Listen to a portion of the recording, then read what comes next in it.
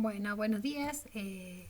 Nuevamente les habla la profesora adjunta, la arquitecta Florencia Caeiro, y vamos a ver ahora cómo hacer una ficha de una de las obras de arquitectura. En este caso vamos a tomar dentro de los temas de la arquitectura innovadora del siglo XIX y dentro de lo que fue el Art Nouveau belga, la obra de Víctor Horta, la Casa Tassel, construida en 1893 en Bélgica, Bruselas.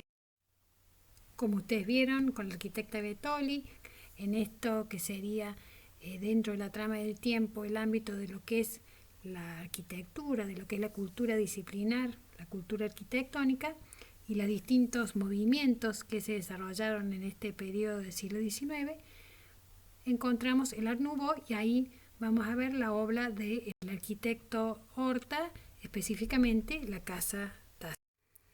Comenzamos el análisis viendo el mundo del autor. En este caso, el autor de la obra es Víctor Horta, un arquitecto belga, nacido en 1861 en Gante y que murió en 1947 en la ciudad de Bruselas. Estudió arquitectura en la Academia de Gante, comenzó en 1876 y finalizó en la arquitectura en la Academia de Beaux-Arts de Bruselas.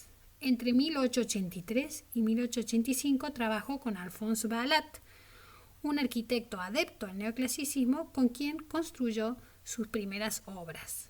Entre 1885 y 1892 no trabajó, se dedicó a escribir, a meditar y se vinculó con los círculos de la vanguardia europea de Bruselas.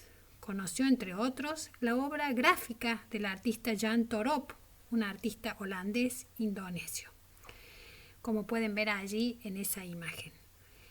Entre 1892 y 1893 construye la Casa Tassel, que lo hace en cierta forma famoso, pero que genera controversias. Pero finalmente es donde él logra concretar alguna de sus ideas de vanguardia.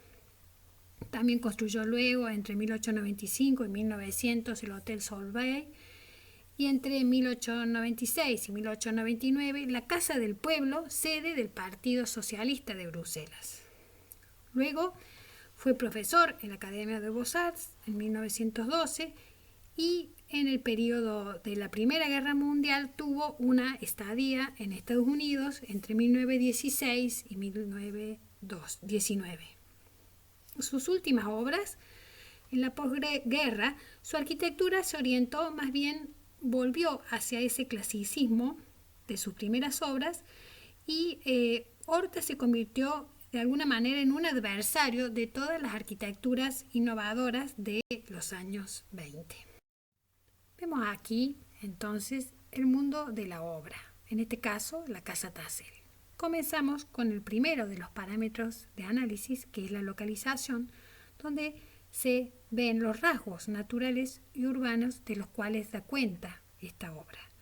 La casa, en este caso, forma parte de una fila de viviendas del tejido convencional de Bruselas con unidades resueltas en una sucesión de volúmenes compactos, angostos y en lotes muy profundos, como podemos ver aquí en esta imagen de la izquierda. El lote de la Casa Tassel es un lote también angosto de 7 metros de ancho. Y en la fachada se ve la intención de integrar la obra con el entorno a través del uso de la piedra, pero se perciben algunos rasgos de esta arquitectura innovadora, como el importante plano vidriado central. Vemos aquí el otro parámetro de análisis, la configuración, que se refiere a la expresión del edificio a través del lenguaje.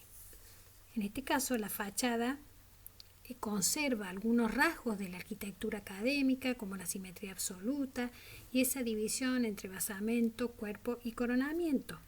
También conserva ese mirador o bow window, que es un rasgo habitual de las viviendas de Bruselas, pero que Horta transforma generando una superficie curva y totalmente acristalada. El muro así de acabado liso se funde con este tramo ondulante.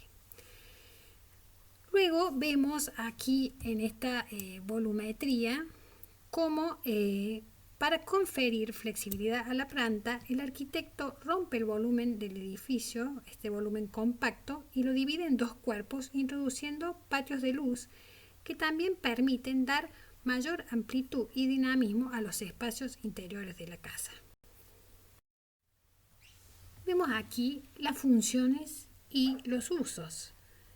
Es decir, ver cómo se organizan las distintas actividades en el edificio. En este caso, la vivienda se resuelve en 3 niveles y medios, digamos, como las viviendas vecinas, como veíamos algunos aspectos innovadores, como la introducción de este espacio, este patio de aire y luz que atraviesa, como podemos ver en el corte, todos los niveles de la planta y genera mayor iluminación y mayor amplitud a todos los espacios de la vivienda. También es un rasgo innovador de esta vivienda en relación a las viviendas vecinas. Y el uso del nuevo material, el hierro, posibilita que Horta trabaje con una planta flexible, porque hay una independencia entre la resolución estructural y los tabiques divisorios de las distintas habitaciones en cada nivel. Bueno, aquí podemos ver en la planta baja se accede por este vestíbulo octogonal. También aquí, como vemos en el corte, genera un desnivel, trabaja medios niveles para evitar esas visuales que atraviesen toda la profundidad de la casa hacia el interior y dar mayor privacidad a este espacio que era una de las salas. Luego aquí vemos la planta noble, que es el primer piso. Hay un espacio intermedio y la planta noble, donde está la sala de recepción y la habitación principal del señor Tassel, y luego las habitaciones de servicio en la planta superior de la casa. Nos referimos aquí a la materialidad y al espacio y sus significados. Cabe aclarar en este caso que a los fines del análisis nosotros hemos dividido, separado, digamos, los distintos componentes de la arquitectura en distintos parámetros, pero que en realidad se comportan, digamos, están presentes en la obra formando una unidad. Entonces a veces vemos cómo cuesta hacer, digamos, esa separación y vemos cómo se superponen. En este caso, cuando nosotros hablamos de la materialidad, nos referimos a un sistema constructivo utilizado, a los materiales utilizados, cómo estos influyen en el lenguaje y en la concepción del espacio.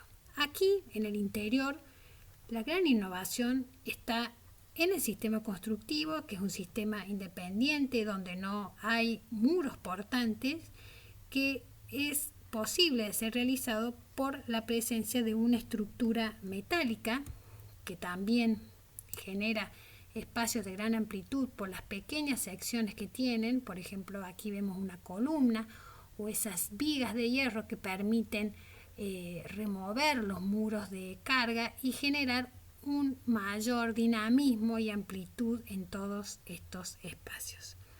También vemos aquí la idea de Horta de generar un diseño integral con esta línea, digamos, sinuosa, estas curvas que se van aplicando, digamos, a todas las superficies de las envolventes de la casa. Están presentes en las columnas, en este espacio, en esta especie de capitel, estas curvas, estas líneas sinuosas y curvas, en los esgrafiados, que es una técnica de pintura mural que podemos ver en este muro, y también en los mosaicos de los solados de este espacio tan importante de la casa.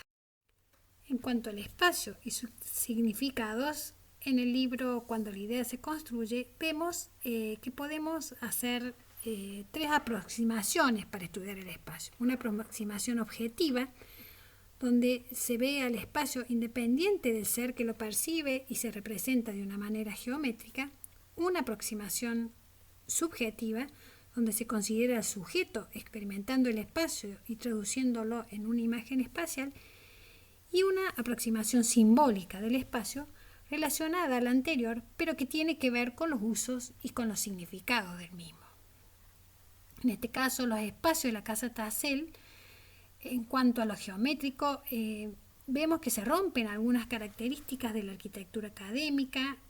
En el interior no hay una simetría absoluta, hay una interpenetración entre distintos espacios, vemos dobles alturas, balconeos, cómo se rompen los límites entre el interior y el exterior con la aparición de estos grandes planos vidriados como el plano de la fachada. Y luego, en cuanto al espacio subjetivo, veíamos en la imagen anterior y podemos ver aquí también en esta cubierta vidriada con el tratamiento de las envolventes, por ejemplo aquí la incorporación de los espejos, cómo se logra dar una mayor continuidad y fluidez a todos los espacios de esta casa. Para terminar, podemos ver cómo en esta casa aparecen algunos rasgos comunes de toda esta arquitectura innovadora del siglo XIX. Una arquitectura que se muestra anti-historicista y anti-académica, que genera un lenguaje ornamental nuevo, aquí retomando algunas líneas propias de la naturaleza, donde se propone una renovación en el diseño y la búsqueda de lograr un diseño integral, o sea, se diseñan todos los elementos de la arquitectura, desde los solados, los muros, las capiteles, todas las envolventes, logrando un diseño integral de la obra.